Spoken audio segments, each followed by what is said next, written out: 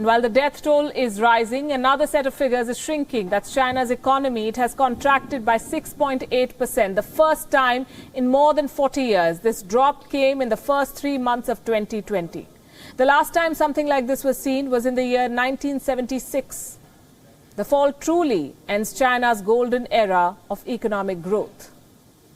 And this has been a pretty long run. The Chinese economy, we can tell you, survived the Tiananmen Square crackdown, the SARS epidemic, the global financial crisis of 2008. Why just survive? China continued to grow. Not this time, though. The made in China virus has been the unmaking of China's economy. The coronavirus has halted China's economic juggernaut. We can see that the domestic epidemic has been well controlled, but the development overseas has imposed a systematic impact on us. The whole country has once again tightened up the controlling measures, especially in large cities such as Beijing. This will have a continuous impact on the economy. Therefore, I don't think we will see a real recovery until the fourth quarter or the end of the year. China doesn't see a real recovery until the end of this year. The huge decline wipes out a 6% expansion. Around the same time last year, China's growth rate was 6.4%. The months ahead are going to be tough.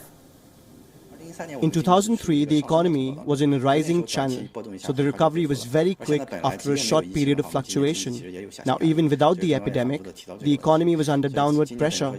This epidemic has amplified the problems, so the recovery pace will be much slower than in 2003. That was an expert from Beijing. The SARS outbreak happened in 2003. It caused some fluctuation in China's economy. But the Wuhan virus is causing more than a fluctuation. It has blown a fuse. Bouncing back from this is going to be much harder.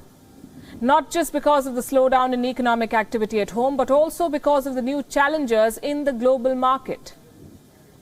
Japan is one of them. The Prime Minister of Japan, Shinzo Abe, has announced plans to build an economy that is not dependent on China. His economic relief package sends the same message. Japan is ready to spend a little more than $2 billion to start with.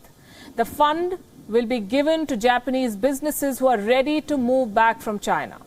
Another $215 million will be made available to those who want to move to other countries. Such proposals are worrying China.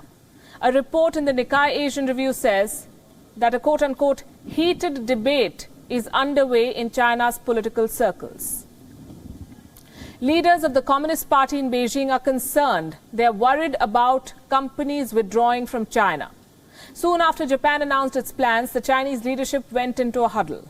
President Xi Jinping called a meeting, and not just any other meeting. He met with his fellow members of the Politburo Standing Committee. This is the highest decision-making body of China, the Politburo Standing Committee. It's a group of 7 men, yes, only men, who control the destiny of China. Reports say that Xi Jinping instructed the group to be prepared for the worst. The Politburo Standing Committee usually meets once a week, but the agenda or the content of internal discussions rarely comes out. This meeting was an exception, because this time a press release was issued. The Chinese state media reported that the Standing Committee had, quote-unquote, analyzed the COVID-19 situation and the economic performance at home and abroad.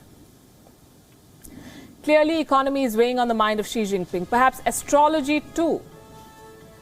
This is interesting. According to Chinese astrology, the year of the metal rat is weighing heavily on China's fortunes. Plus, there's history.